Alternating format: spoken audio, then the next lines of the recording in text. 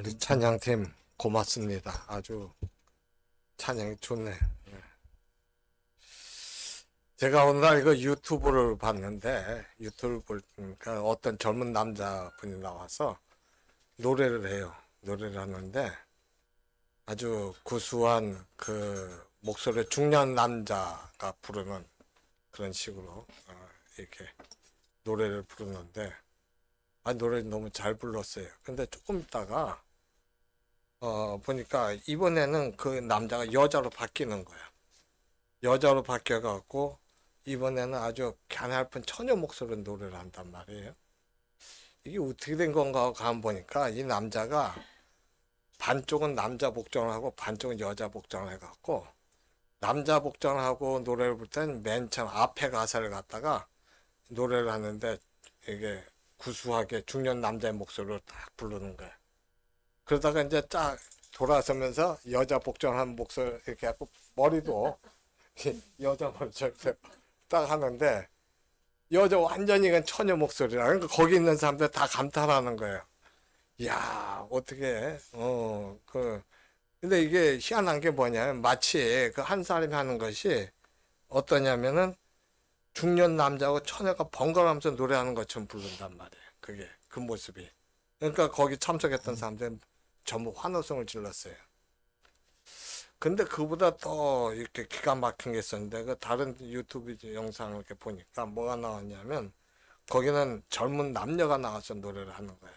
그런데 이 젊은 남자가 노래를 부르는데, 부르면서 이렇게 보니까 남자가 할아버지로 변해.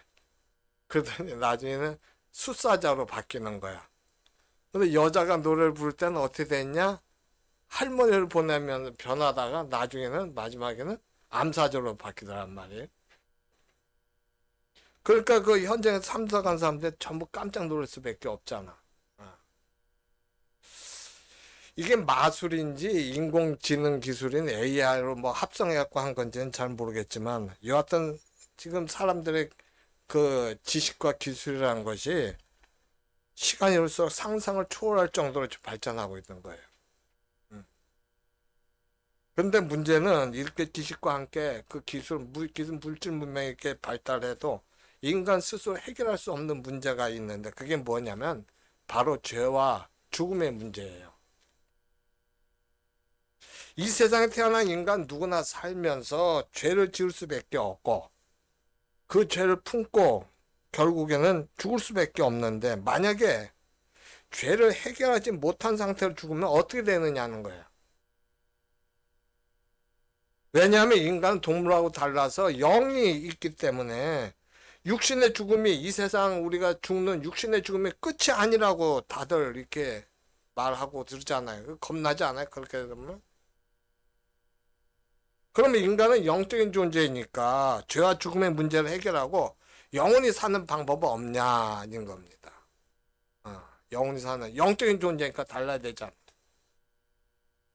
인간이 영적인 존재니까 죄와 죽음의 문제를 해결하고 영생하는 방법이 있어요. 살펴보면은 그게 뭐냐? 성경이 말씀하듯이 아담과 하와의 범죄로 인해서 후손은 태어날 때부터 죄성을 갖고 태어나거든요. 이 말이 뭐냐면 내가 죄를 안 짓고 싶어 해도 그냥 내가 죄를 안 지으려 해도 계속 내 안에서 죄를 짓고 싶은 마음이 생긴다는 거야. 죄성은. 그렇게 태어나요.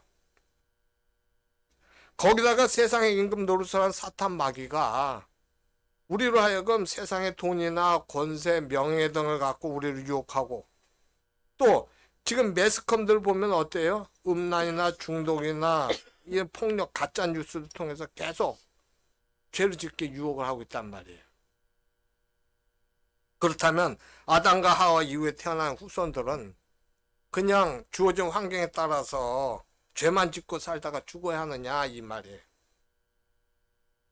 죄 문제 해결하지 못하고 죄를만 짓고 살다가 죽으면 분명히 안 좋은 곳으로 갈 텐데 뭔가 찝찝하지 않냐는 거예요. 그렇기 때문에 세상 만물 창조하신 하나님께서 생각하신 것이 있었는데 그것이 뭐냐면 바로 죄 없는 하나님께서 인간의 몸을 입고 이 땅에 오셔서 모든 인간의 죄를 짊어지고 죽으셨다가 다시 살아나는 거예요.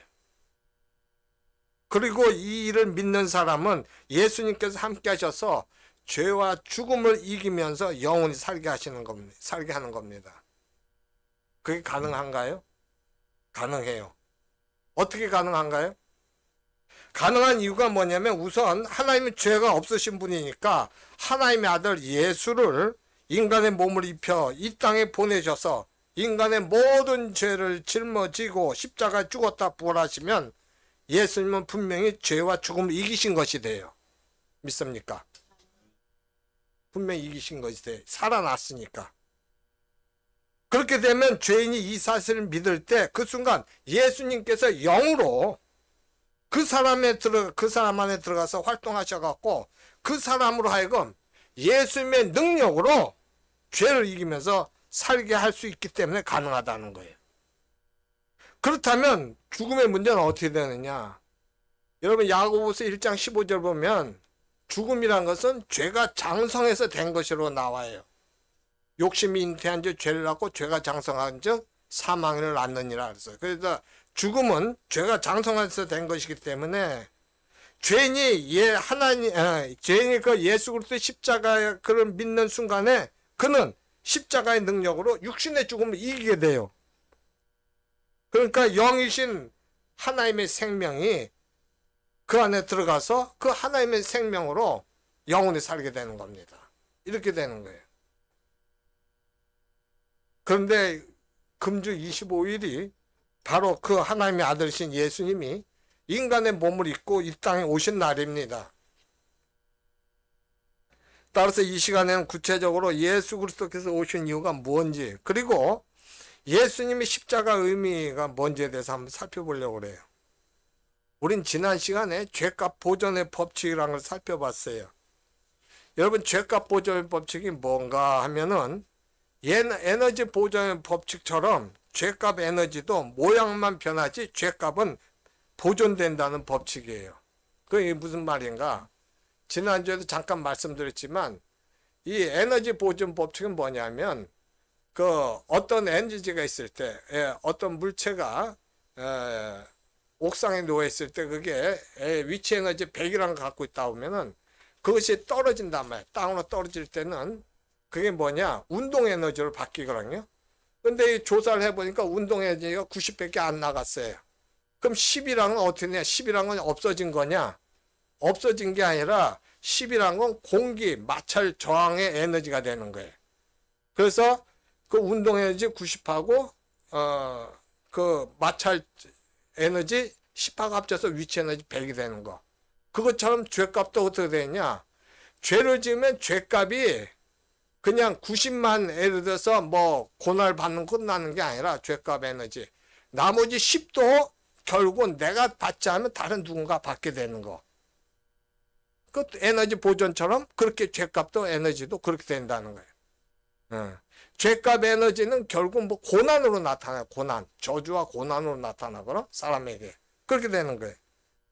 내 죄를 그러면 그 죄의 모양이라든가 죄값 에너지가 그 죄의 모양에 의한 것은 어떤 죄가 있고 그리고 죄값 에너지는 어떤 식으로 나타나느냐. 그 세 가지로 보는데 우선은 먼저 세 가지로 우리가 알기 쉽게 하는데 첫 번째는 뭐냐면 내가 지은 죄가 있고 그 다음에 죄 모양 내가 지은 게 있고 이웃이 지은 죄가 있고 우리 모두가 지은 죄가 있어요. 내가 지은 죄는 어떤 거예요? 예를 들어서 과식을 해서 비대해지는 거 몸이. 그럼 내 죄 때문에 비대해지는 거. 그게 죄값의 에너지가 되는 거야. 죄값. 그게 죄값으로 나타나는 거야. 그리고 이웃이 지은 죄는 어떤 거예요? 이웃이 지은 죄는 뭐 음주운전 같은 거죠. 음주운전하면 다른 사람 피해를 보잖아. 그러니까 그게 이웃의 죄로 인한 죄값 에너지가 제3자가 피해를 입는 그 형식으로 나타나는 거예요. 우리가 지은 죄에 대해서 그 죄값 에너지가 어떤 게 있느냐? 전쟁이라든가 동성애 같은 거. 이것은 서로가 남의 걸 하려고 하니까 그렇게 되는 거예요. 그 이런 게 이렇게 나타나는 거예요. 죄 모양이라는 거, 죄값 에너지. 그렇게 해서 나타나. 즉 죄가 저질러지면 죄값 에너지는 나나 이웃이나 우리의 고난으로, 즉 누군가에게 고난이란 모습으로 그 죄값이 다 소비되기 전까지는 결코 사라지지 않는 거예요.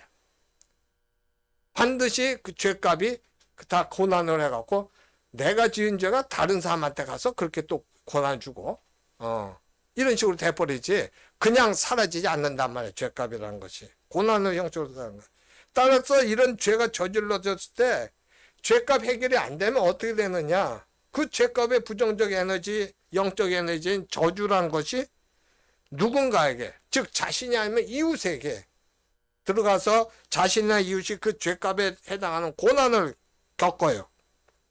그것도 아니라면 그 죄값 에너지가 쌓여갖고 우리 모두가 겪는 그 고통스러운 환경을 만들어내기도 한단 말이에요. 이게 되는 거예요.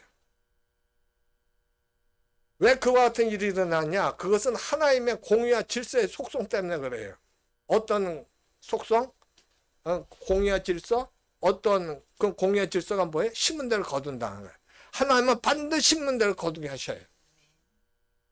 그래서 우리가 하나님 말씀대로 선을 행하면 선을 거두게 돼 있어요.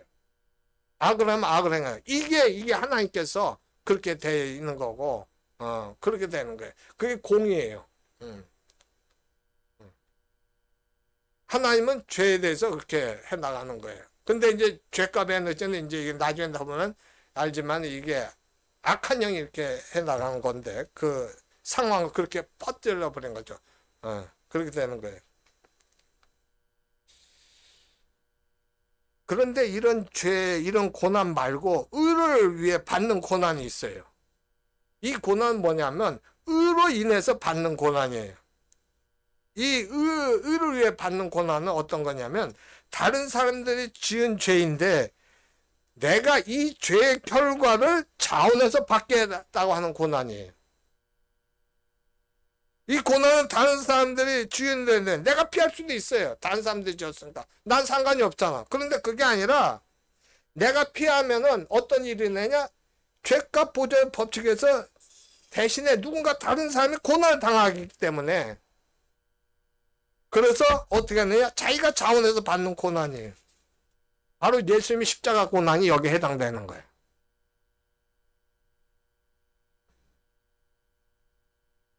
예수의 십자가 고난은 어떤 거냐? 예수 자신의 죄가 아니에요. 타인의 죄로 해서 어쩔 수 없이 겪어야 했던 그 고난도 아니고 이것은 뭐냐? 모든 인간의 죄로 인한 고난이에요.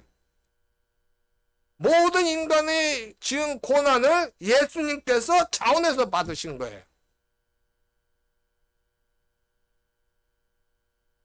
누군가 치료할 이 모든 인간의 죄의 결과는 죄의 저주의 그 에너지를 소멸해야 하는데 그러려면 누군가 그 고난을 치러야 된단 말이에요.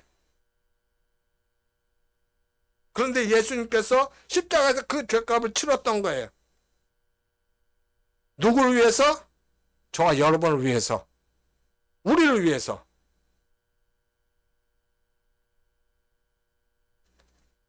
그렇습니다. 죄값 보전의 법칙이라는 것은 하나님의 공의와 우리의 고난을 치료하시려는 하나님의 사랑이 만난 그 곳인데 그곳이 바로 어디냐? 십자가예요. 하나님의 공의와 우리 고난을 치료하려는 하나님의 사랑에 만난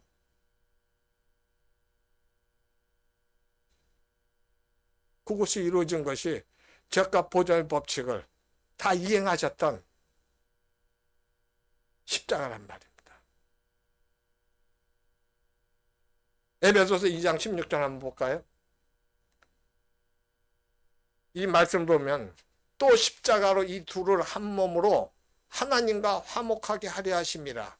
원수된 것을 십자가로 소멸하시고, 이 둘은 뭐냐면 유대인과 이방인이에요. 사실 유대인들 이방인을 우습게 알아요.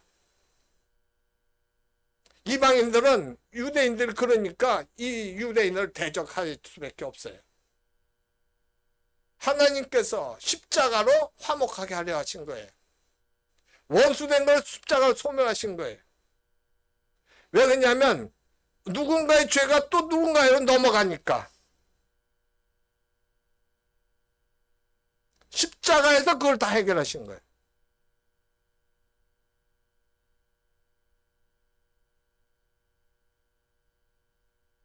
이 죄값 에너지는 이곳 저곳 이 사람 저 사람을 떠돌면서 그 고난이 다 소진될 때까지 사람들에게 고난을 줍니다.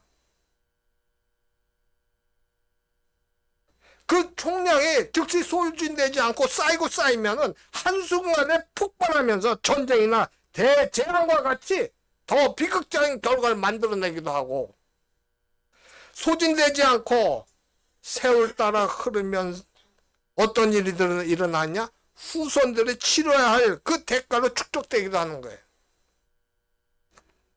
조상들의 잘못된 선택으로 인해서 오늘날 우리가 겪고 있는 고난들이 있는 것처럼 말이에요. 아담과 하와의 범죄로 인해서 그게 해결되지 않으니까 점점 가인에게서 살인으로 되고, 그런 식으로 해갖고 전쟁이 일어나게 되고, 이런 식으로 되는 거예요, 이게.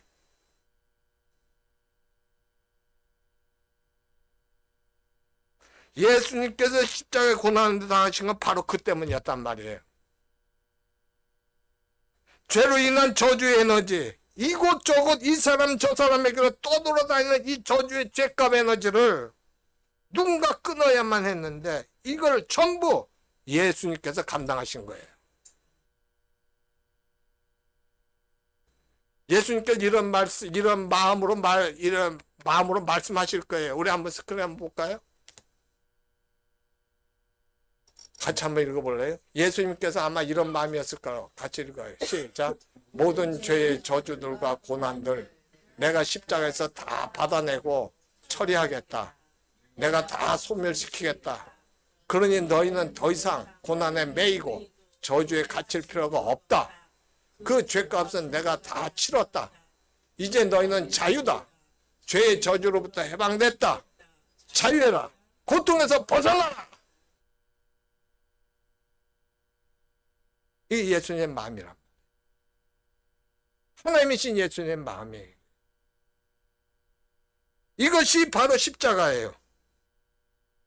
온 인간이 아담의 범죄부터 지금까지 만들어낸 그 죄의 결과, 아니 미래에 그 만들어낼 죄의 결과들까지, 죄로 인한 부정적인 결과와 에너지를 예수님께서 다 감당하신 겁니다.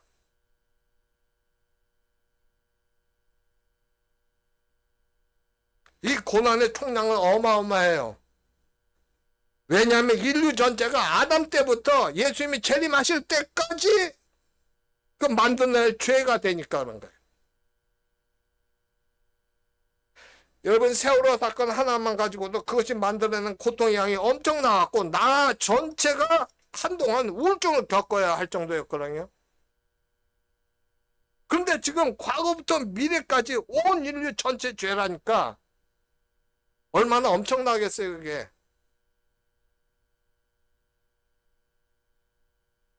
따라서 이 죄의 문제를 해결하기 위해서는 이 죄의 에너지를 다 받아내고도 남을 만한 역량을 가진 분이 필요했는데, 그분이 바로 하나님 자신이신 예수 그리스도였다는 거예요. 따라서 성경은 사도행전 4장 12절에서 예수 외에는 구원의 길이 없다고 말씀하고 계셔요.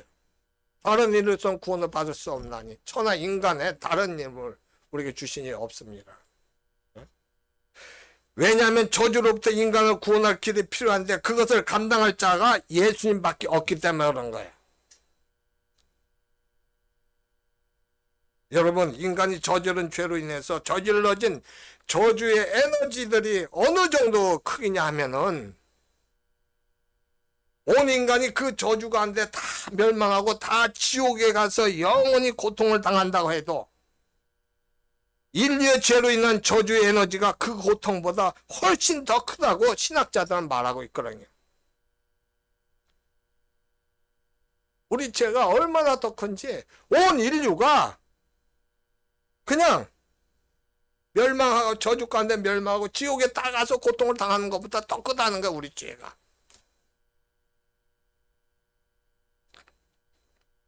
따라서 인간은 이 저주의 에너지를 감당할 수가 없어요. 이것이 바로 예수님께서 이 땅에 오신 이유인 거예요. 그렇다면 예수님은 왜 손주 이 고통을 당하셨느냐는 거예요. 왜 이 고난을 담당하셨느냐는 거예요. 요한복음 3장 16절 17절 한번 봐봐요. 하나님이 세상을 이처럼 사랑하사 독생자를 주셨으니 이는 그를 믿는 자마다 멸망하지 않고 영생을 얻게 하려 하심이라. 하나님이 그 아들을 세상에 보내신 것은 세상을 심판하려 하심이 아니요 그로 말미암아 세상의 구원을 받게 하려 하심이라. 16절 다시 봐. 여기 보면 하나님이 세상을 이처럼 사랑하사 세상이 뭐냐면 헬라어로 코스모스거든요. 이 뜻은 세상, 우주 다 얘기해요. 근데 여기서 말씀하고 있는 건 뭘 얘기하냐면 유대인과 이방인 전부 온 인류를 얘기하는 거예요. 하나님께서 인간 온 인류를 사랑해 갖고 독생자를 주셨으니 독생자가 뭐냐 외아들이 아니에요. 여러분 외아들이라는 그 뜻은 굉장히 그 겉으로만 보이는 거고 이 독생자라는 뭐냐면 하나님과 인간을 이렇게 연결시킬 수 있는 사람을 그분이 누구예요? 하나님은 신이고 영이 우리 인간은 육신을 가진 존재, 영을 가졌지만 그런 육신을 가진 존재. 이걸 하려면 어떻게 돼? 하나님이고 인간이어야 돼. 믿습니까? 그분이 우리를 완전히 죄에서 죄와 죽음의 문제를 해야지. 이 인간은 안 된다고. 내가 저 사람을 위해서 죽어? 내가 만약에 우리 뭐 문집사님을 위해서 죽는다? 그럼 문집사님이 죄 구원받냐고? 아니라고. 나도 죄인이기 때문에 안 되는 거야. 그래서 이 독생자라는 건 뭐냐면 하나님이 있으면서 완전히 하나님 인간이 돼야 되는 거예요. 이게 그 중보의 역할을 하시는 분 그 얘기예요. 이게 독생자가 이는 그 독생자가 누구예요? 예수님이잖아. 예수님밖에 없잖아. 이는 그를 믿는 자마다 예수를 믿는 자마다 멸망하지 않고 영생을 얻게 하려 하십니다. 여러분 영생이라는 거 잘 봐야 돼. 영생은 하나님의 생명이에요.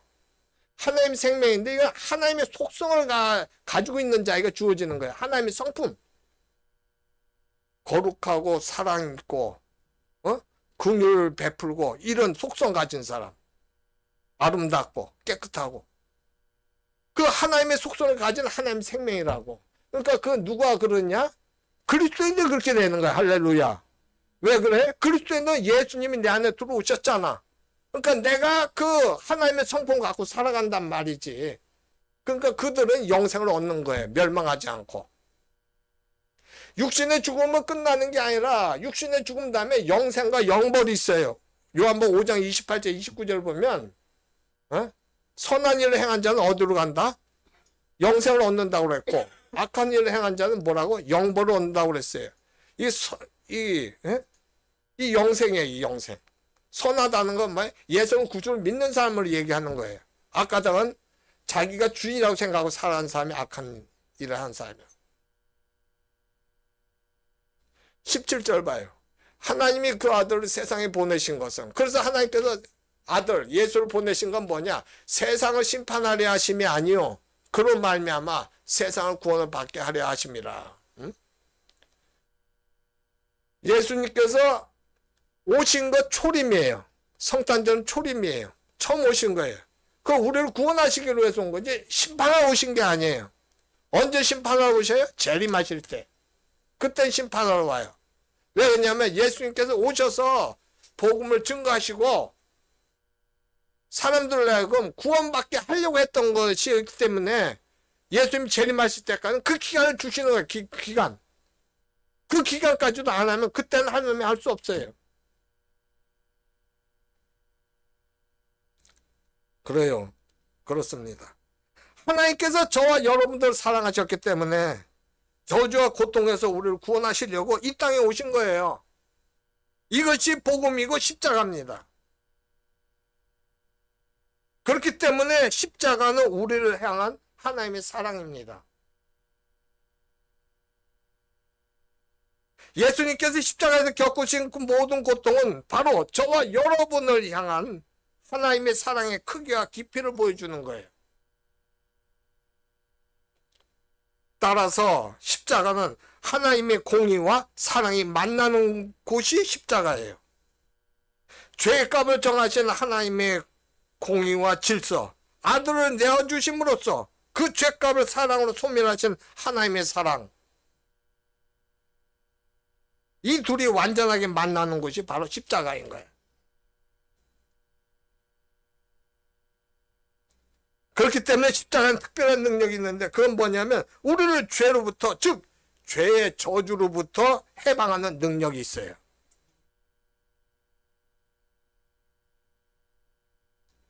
왜냐하면 죄가 만들어내는 고난과 저주는 내가 아니더라도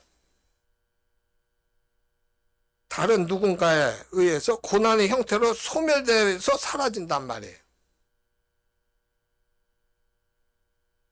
그렇게 보면 어떻게 돼요?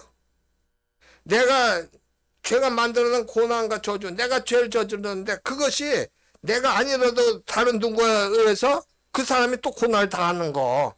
그렇게 되면 이건 뭐예요? 죄는 공에서 벗어난 것이 돼버려요. 불법이에요. 그렇잖아요. 여러분, 공의는 뭐예요? 공의는 내가 각자가 지은 죄를 각자가 담당하는 게 공이에요. 각자가 공로리면 그 사람이 받는 게 공이에요. 근데 죄값 보존 법칙은 뭐예요? 이거 그게 아니잖아. 내가 죄 지었는데 다른 사람이 고난을 받고, 다른 사람이 지었는데 내가 고난 받고, 이것은 공에 벗어난 거란 말이에요. 그 죄값 보존 법칙에서 내가 지은 죄인데 타인이 저주와 고난을 당해요. 또 타인이 지은 죄인데 내가 저주와 고난을 당해요. 이건 아니잖아. 이건 그럼 공에 벗어난 거예요. 그런데 예수님께서 어떻게 하셨냐? 이 죄의 속성을 역이용하셔갖고 죄의 모든 저주를 소멸하시는 하나님의 지혜를 드러내셨어요. 즉 예수님께서 어떻게 하냐면, 그래? 내가 지은 죄를 다른 사람이 당하고 다른 사람이 지은 죄를 내가 당해? 그럼 내가 모든 인간들의 죄값을 다 치르겠어 하고 선포하신 거예요. 그렇다면 내가 내가 다 버릴 거야. 내가 다 안고 간다는 거예요. 그걸 역용하신 거예요.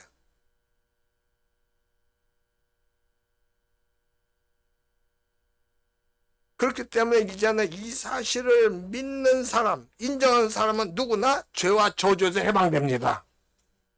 할렐루야. 그렇게 되는 거예요, 이치가.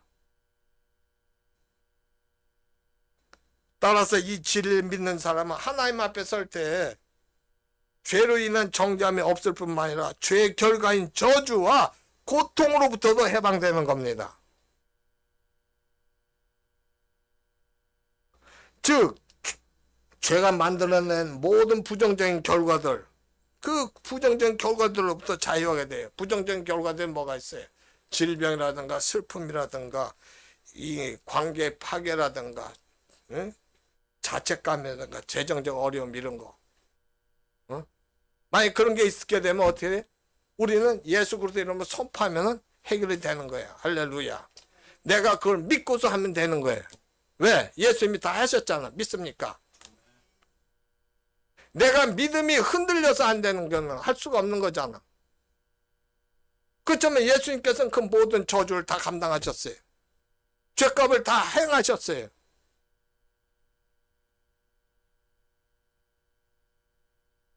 내가 하나님의 마음을 가지고 해나가면 되는단 말이에요. 내가 이 개인적인 욕심을 버리고 해나가면 되는 거예요. 은혜와 사랑과 긍휼의 마음을 가지고. 할렐루야. 그걸 그걸 행하신 거예요.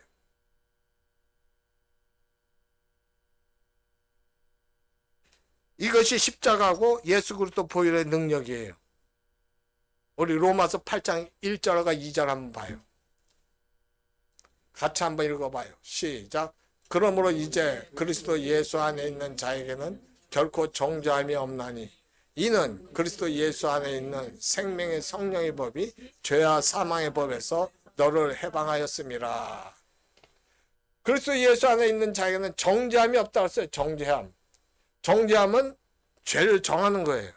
남이 뭐 잘못했으면 그 사람 보고 너 그거 죄야, 그런 식으로 하는 거예요. 어떻게 그렇게 사니 사람이? 그런 식으로 하는 거예요. 근데 상대방만 하니까 나를 또 정죄해요. 내가 이렇게 잘못하면 내가 아이고 야, 넌 바보구나. 넌 그것도 못하냐? 넌 도대체 뭐하는 사람이냐? 그런 식으로 나를 정죄하는 거예요. 근데 이제 어떻게 됐다고? 그리스도 예수 안에 있는 자에게는 정죄함이 없는 거예요. 할렐루야. 남을 정죄할 필요도 없고 내가 날 정죄할 것도 없어요. 왜? 예수님께 다 해결해 주셨어요. 근데 그 죄가 나를 하여금 어떻게 돼요? 이렇게 제대로 살아가지 못하게 할 때 그때 회개를 하는 거예요. 그 회개해야 돼요. 무슨 말인지 이해가시죠? 그 정죄하는 것은 없다고 그래도 정죄하는 건 죄가 돼요. 내가 날 정죄한 건 내가 날 정죄하는 것도 죄가 되고 내가 남을 정죄하는 것도 죄가 돼. 그건 예수님이 내 안에 계시기 때문에 그런 거예요. 그렇지만 그게 아니라 내가 그 죄를 졌는데 이 죄가 내 머리끄댕이 잡아당기는 거예요. 내가 하나님 말씀대로 살아가지 못하게 만드는 거예요. 내가 하나님 뜻을 이루지 못하게 하는 거예요. 기도하지 못하게 하는 거예요. 말씀 보지 못하게 하는 거예요. 그러면 그건 내가 하나님 앞에 해야지 내가 제대로 가잖아. 정죄하는 건 없지만은 정죄하는 건 죄지만 그건 내가 해야 되는 거란 말이에요. 왜 그러냐? 그 이유가 뭐냐? 정죄함이 왜 없느냐? 2절을 보니까 뭐라? 이는 그리스도 예수 안에 있는 생명의 성령의 법이 죄와 사망의 법에서 너를 해방했습니다. 어? 성령의 법은 생명의 법이에요. 성령께서 우리에게 생명을 주시잖아. 믿습니까? 그렇기 때문에 그것이 죄와 사망의 법에서 너를 해방했습니다. 죄와 사망은 우리를 저주와 죽음까지 몰아간단 말이에요. 죄와 사망의 법에서 너를 해방하였습니다. 우리가 자유하게 된 거예요. 할렐루야. 이걸 믿음으로 취해야 됩니다. 저와 여러분이. 응? 죄가 만들어낸 저주와 고난을 십자가에 소멸시키는 능력, 이게 우리를 향한 십자가 능력이요 바로 하나님의 사랑입니다.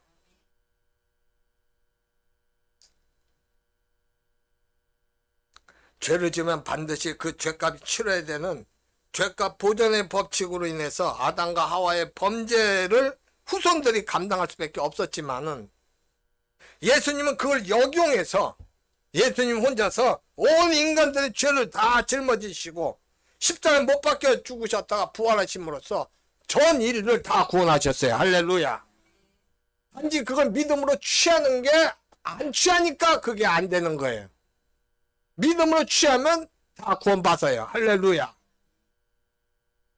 그렇게 완악하다고 인간이. 예수님이 다 해놓으셨고 하나님이 그렇게 해나가시는데도 그걸 못 취하는 거예요. 그걸 거부하는 거예요. 내 죄성이. 세상의 모든 것들이.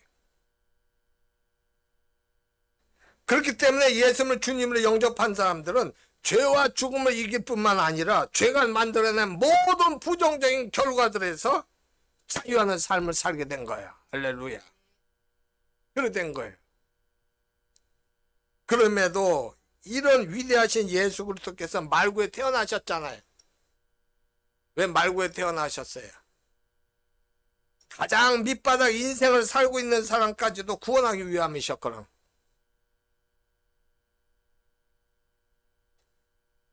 아무것도 할 수 없는 사람까지 구원하시려고.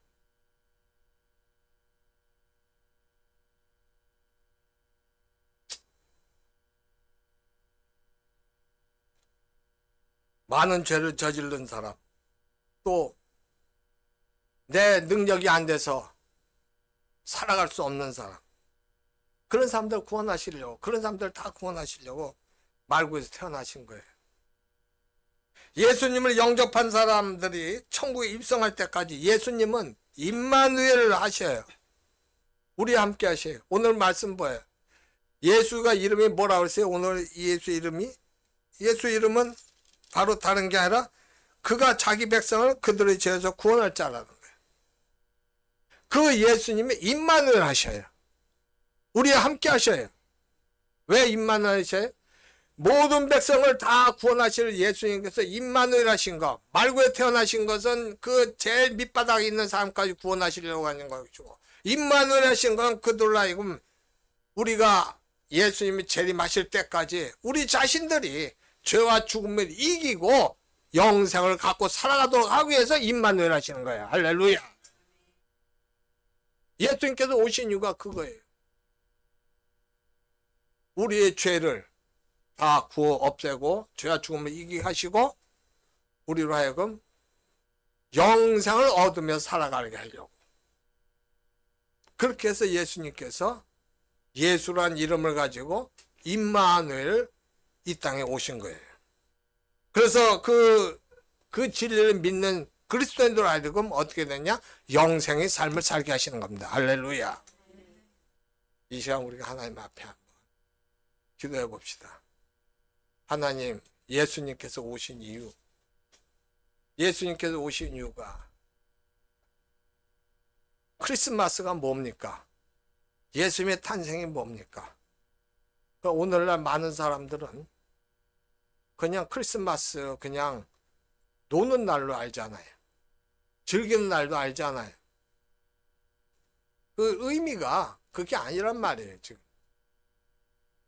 예수님이 이 땅에 말먹이통에 태어난 이유가 뭐냔 말이에요. 예수님께서 오셔서 임마누엘 하신 이유가 뭐냐는 거예요.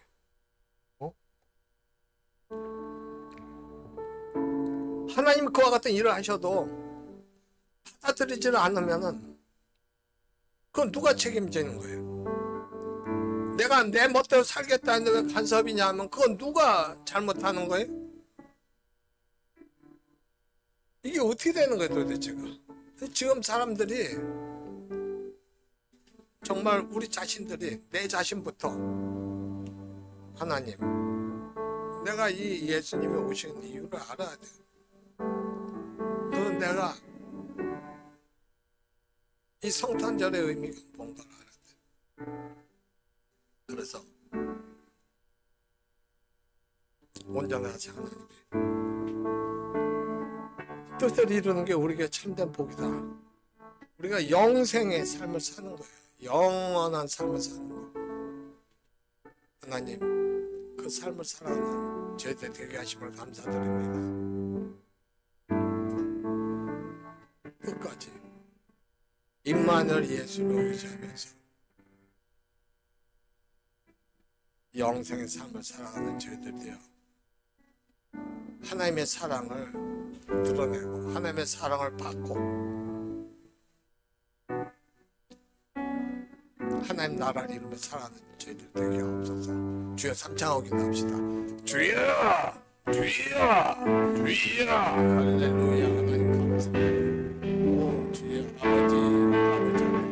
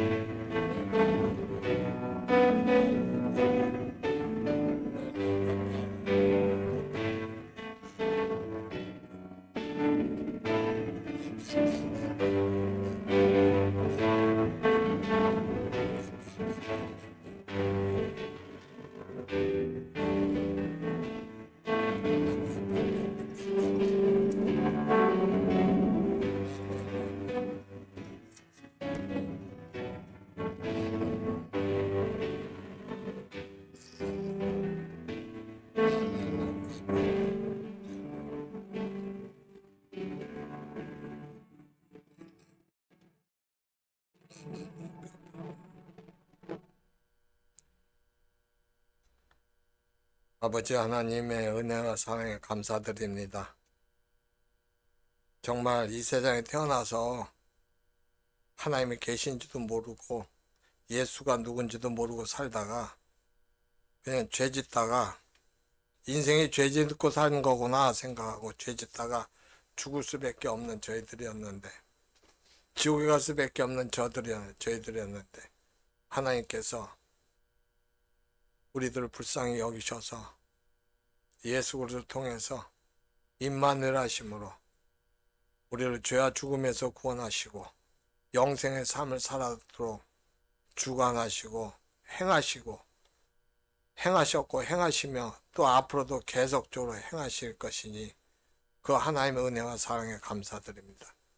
우리가 진심으로 구원받은 자로서 이제부터는 모든 부정적인 것들에 자유한 자가 되게 하시고 하나님의 말씀에 순종하고 기도하는 삶이 얼마나 중요한가를 깨달아서 우리가 먼저 하나님 나라와 의를 구하는 삶을 살아가는 저희들이 되게 하옵소서. 하나님께 영광 돌리게 하시고 하나님께 주시는 복을 누리는 저희들 되게 하심을 감사드려오고 우리 구주 예수님의 이름으로 기도드리옵나이다. 아멘.